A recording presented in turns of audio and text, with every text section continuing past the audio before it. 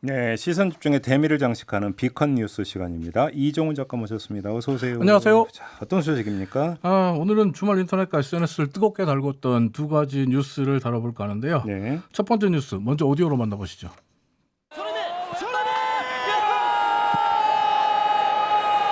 느껴지십니까? 손흥민이 한 경기에 4골을 집어넣습니다.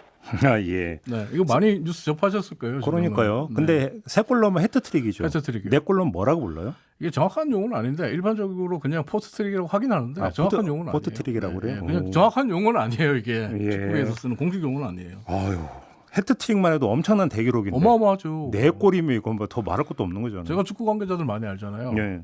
해트트릭 못하고 은퇴하는 축구 선수가 수두룩하다. 이렇게 얘기를 해요. 근데 한 경기에 4골이라니요. 그러니까 야구 선수가 사이클링 히트 못하고 은퇴하는 선수가 대부분인 거고 비슷한 비슷할 거죠. 수 있죠. 그렇죠. 특히나 이제 손흥민 선수가 어제 경기에서 4골을 집어넣은 게 아시아 선수가 프리미어리그, 잉글랜드 프리미어리그에서 한 경기에 4골을 기록한 게 처음이에요. 오. 소속팀인 토트넘의 경우를 좀 놓고 보면 손흥민 선수 이전에 한 경기에 4골을 넣은 선수가 딱 2명이 있습니다. 토트넘 약사상. 네. 1998년 1998년 5월에 클린스만. 독일의 클린스만. 그분. 예, 그분. 네. 그리고 2017년 5월에 해리케인. 오. 지금 손흥민과 같이 뛰고 있는 해리케인. 예. 그리고 어제 손흥민. 토트넘 역사상 3번째 선수로 이제 손흥민이 올라섰어요. 뭐 탑3죠, 이러면. 네, 그렇죠. 탑3죠. 토트넘 역사의 탑3예요. 뭐 반응은 뭐 안 봐도 비디오일 것 같은데. 반응 가장 상징적으로 보여주는 사진 한 장 지금 유튜브에 올려놓겠습니다. 예. 이 사진은 이제 유럽의 축구 전문 잡지인 골닷컴이 어제 경기 후에 본인들의 트위터, SNS에 올린 사진인데요. 저 수탉이 원래 토트넘의 상징이잖아요. 토트넘이 수탉의 상징이죠. 그리고 검정색을 쓰는데 검정색 혹은 청색 계열을 쓰는데 네. 빨간색 태극기 위에 서 있기 때문에 빨간색. 오. 그러니까 지금 토트넘 엠블럼은 축구공의 수탉이 서 있는 모습이지만 이게 태극기로 바뀌었습니다. 태극기 위에 이제 수탉이 서 있고 네. 경기 끝나고 나서 유럽 축구 통계 전문 사이트인 후스코어드.com 우리 축구 팬들은 다 아시는 사이트예요. 근데 여기서 평점을 내놨습니다. 여기가 보통은 평점을 되게 짜게 줘요. 근데 어제 손흥민에게는 10점 만점에 만점. 오. 뭐 두말할 필요가 없는 상황이고 게다가 이제 어제 경기 전까지 토트넘 팬들과 언론들이 가레스 베일이 레알을 떠나서 토트넘으로 온다면 굉장히 지금 흥분하고 있는 상태거든요. 저도 어제 그 뉴스 봤어요. 네. 근데 영국 토크 스포츠가 오늘 경기가 딱 끝나자 태도를 싹 바꾸는 듯한 멘트를 하나 날립니다. 가레스 베일이 누구야? 왜 필요하지? 손흥민이 있는데. 그러니까 이제 독차는 지는 대양 떠오르는 대양. 그리고 전설이라고 할 수 있는 베르바도프가 토트넘의 SNS에 이런 글을 남겼습니다. 소니 4골 축하. 다음엔 5골 기대할게. 제 말이. 아무튼 이제 앞으로 좀 더 많은 골 수를 기대해 주면 되는 거 아니겠습니까? 기대해봐도 될 것 같아요. 그러니까. 사실 무리뉴 감독이 오고 난 뒤에 손흥민 선수의 골 소식이 좀 뜸해진 게 사실이었거든요. 네. 근데 어제 경기가 끝나고 나서 해리케인이 어제 손흥민 선수의 4골을 모두 어시스트했는데 인터뷰에서 굉장히 의미심장한 말을 하나 해주셨습니다. 네. 기자가 손흥민 선수의 마지막 4번째 골 상황에 나온 패스에 대해서 질문을 했는데 해리케인이 이렇게 대답합니다. 경기 하루 전에 이야기했던 약속된 플레이였다. 오호. 이건 전술적으로 약속된 플레이. 예. 그러니까 해리케인은 말을 그대로 옮기면 내가 내려오면 손흥민이 뒷공간으로 뛰어간다고 약속을 했기 때문에 나는 손흥민을 못 봤지만 손흥민이 뒷공간으로 들어갈 거라고 예상하고 패스를 했다는 거예요.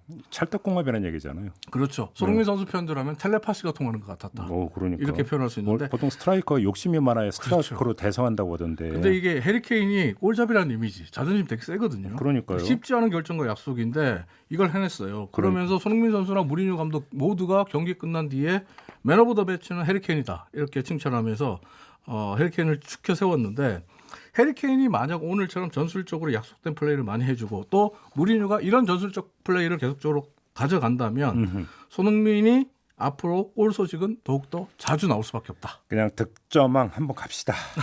뭐 가도 되는 거 아니에요? 뭐 지금 많은 분들이 노려볼만 하죠. 네, 뭐 현님, 정영수님, 9194님, 장순이님 모두 아유 뭐 박수 짝짝짝 이런 요새 지금 댓글을 보내주고 계십니다. 저도 여기에 숟가락 하나 얹겠습니다. 네. 네. 자 다음 소식으로 가죠. 두 번째 소식은 병장회의라는 단어 들어보셨나요? 병장회의는 또 뭐예요? 병장회의가 지난 주말에 인터넷과 SNS에서 이슈가 됐는데 오디오로 먼저 만나보시죠.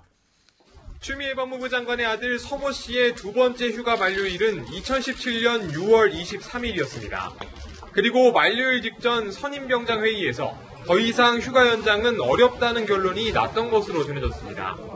선임병장 회의는 상사 계급의 지원반장이 선임병장 6명과 부대 운영을 매일 논의하는 자리입니다.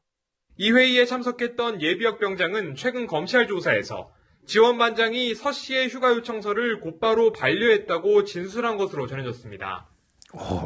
잠깐만, 선임 병장회에서 휴가 이것도 결정을 한다고요? 이게 제가 카투사 출신이 아니어서 검색을 좀 해봤어요. 예. 그랬더니 카투사는 선임병장을 가르쳐서 시니어 카투사라고 부르고 이들끼리 모여서 회의를 한답니다.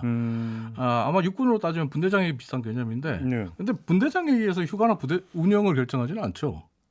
따라서 그러게요. 이건 너무 나가도 너무 나갔다라고 볼 수 있는데 게다가 국민의힘 신원식 의원이 지난 2일 기자회견에서 서모 씨의 휴가 관련 참모 장교가 대위고 휴가 승인권자가 중령이라고 했거든요. 그럼 중령이 결정한 걸 병장들이 모여서 걷어차버렸다는 거잖아요. 그러게요. 이건 상명하복이 아니라 하명상복이 되는데 뭔가 오해가 있는 기사 뉴스 같아요. 오늘 아침 경향신문 보도를 보면 네. 2017년 6월 21일에 서모 씨가 3차 휴가를 부대장 구두 승인을 받았다고 검찰이 지금 보고 있다고 이야기를 하고 있습니다. 예. 그런데 휴가 명령서 발부가 25일에 이루어졌대요. 그러니까 23일쯤에 이 병장회의가 있었는데 아마 이걸 본다면 이 행정상의 오류, 착오가 생겼다 이렇게 볼 수 봤는데 이 행정상의 착오는 왜 생겼냐면 당시에 이걸 해야 되는 해당 담당 지원반장이 암 진단을 받아서 자리를 비웠답니다. 그러니까 이 병장들은 몰랐다는 거겠죠.